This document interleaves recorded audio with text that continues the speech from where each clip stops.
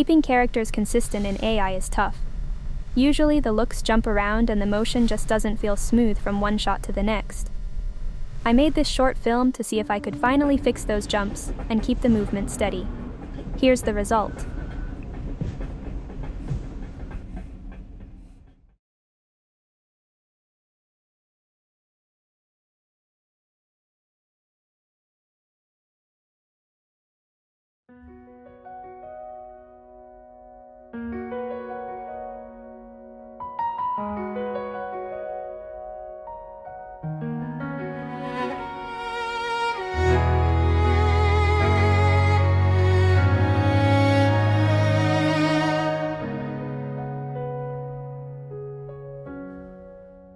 Hey everyone, Nova here. Today we're building a full AI cinematic scene from scratch, all inside one platform. I'll show you how to train a character, create a storyboard, and then animate the whole story.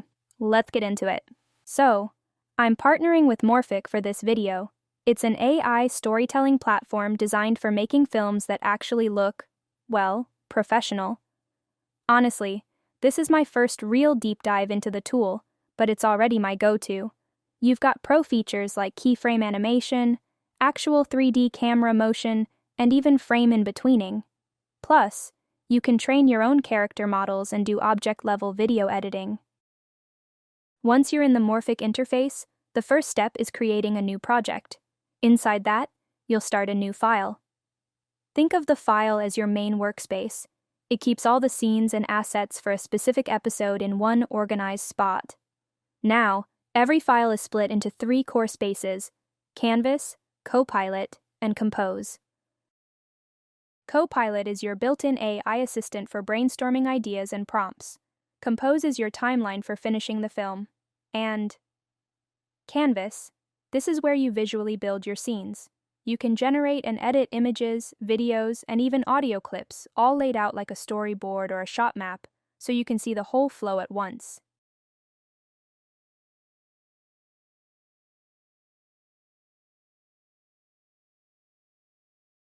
Inside Copilot, you're never staring at a blank page. You can use templates like Ideate a Character, where the AI asks you a few questions to build out a polished prompt for you. It's perfect if you're feeling stuck, but if you already have a vision, like I usually do, you can just tell Copilot exactly what you're thinking and let it handle the technical side of the prompt for you. Okay, I'm showing you 2 ways to lock in your characters.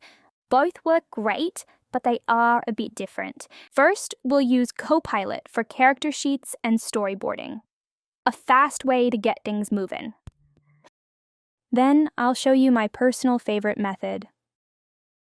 I put all the prompts in the description for you. Inside Copilot, I asked for a character sheet of a kind-looking guy in his late 20s. I made sure to specify the angles, front, side, and 3/4 views, along with a few expressions and poses. I just used the detailed prompt Copilot generated, and it built out these sheets for me. It even suggested extra emotional and action poses, which is actually really helpful for keeping the characters look consistent across different scenes. Now, I'll ask Copilot to develop a 2-minute subway drama. I'm specifying 3 acts, a flashback, and specific camera moves. It instantly builds out a full story structure I can use for my storyboard.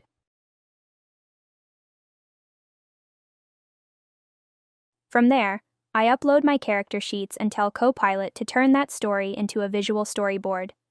It breaks the whole thing down into individual scenes, giving me the scene number and timing, character blocking and camera movements, like pans or tilts, the lighting, mood, and emotional beats, even short dialogue or voice lines.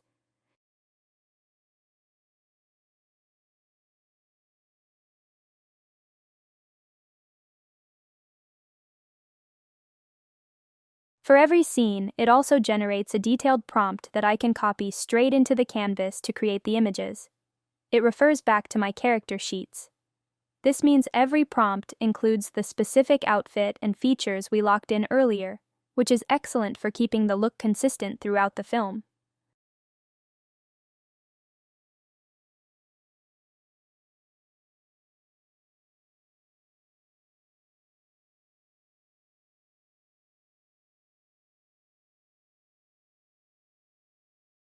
Okay, let me show you my actual process. In the canvas, I'll take that character prompt from Copilot and use the Nano Banana Pro model. I'll set my aspect ratio,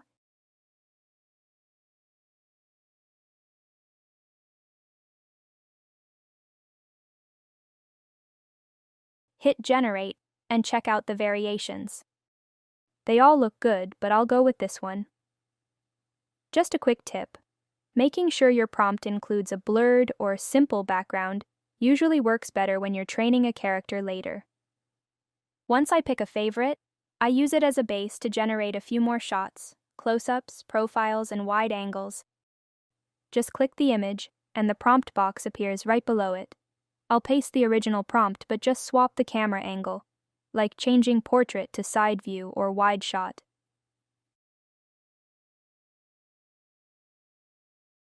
Now select all those different angles and hit Create Model. This trains Morphic on this specific person. The more variety you give it, like different expressions, the more accurate the final model will be. I'll name him Joy.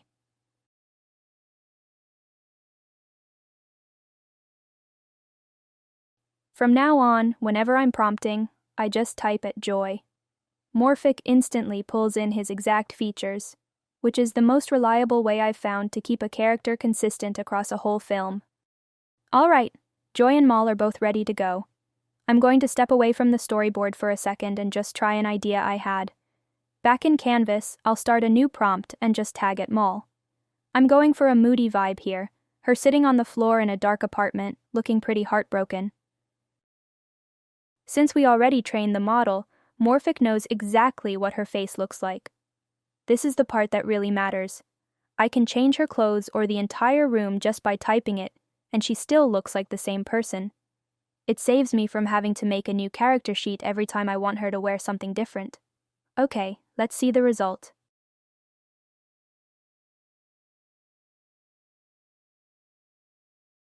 Once the image is done and looks right, we have our first frame of Maul. Now I can turn it into a video. I'll click the image in the canvas and set it as my reference. Then I just switch the mode from image to video and pick the model. I'm using Kling 3.0 for this one, set to 10 seconds.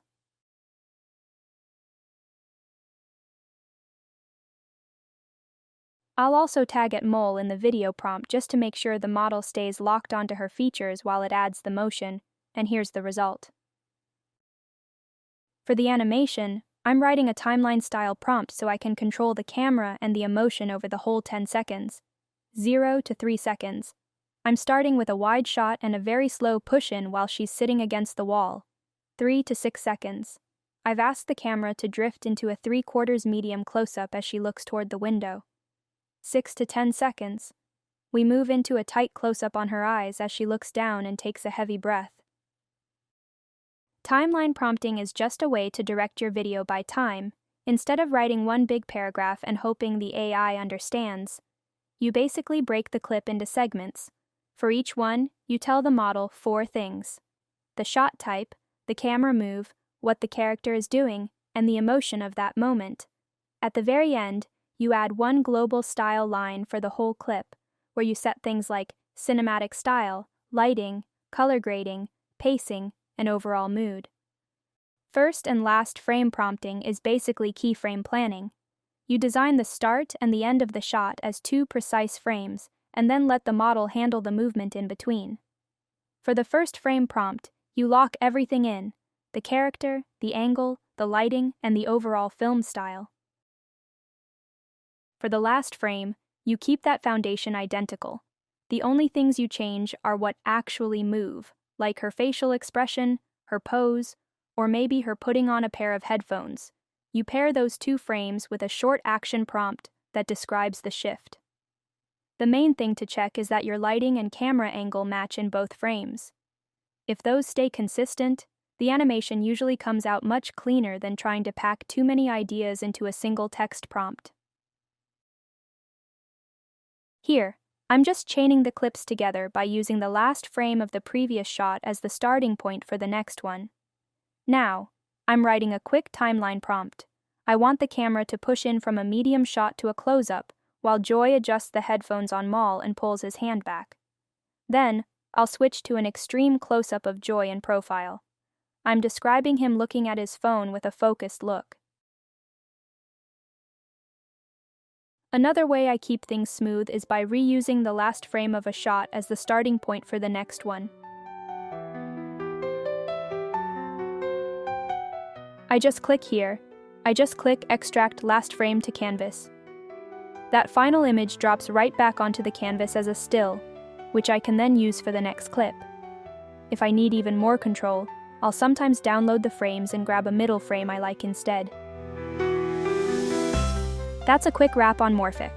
I really hope this helps you get more consistent results with your AI films. Give it a try and let me know if it works for you. Love you all, and I'll see you in the next one.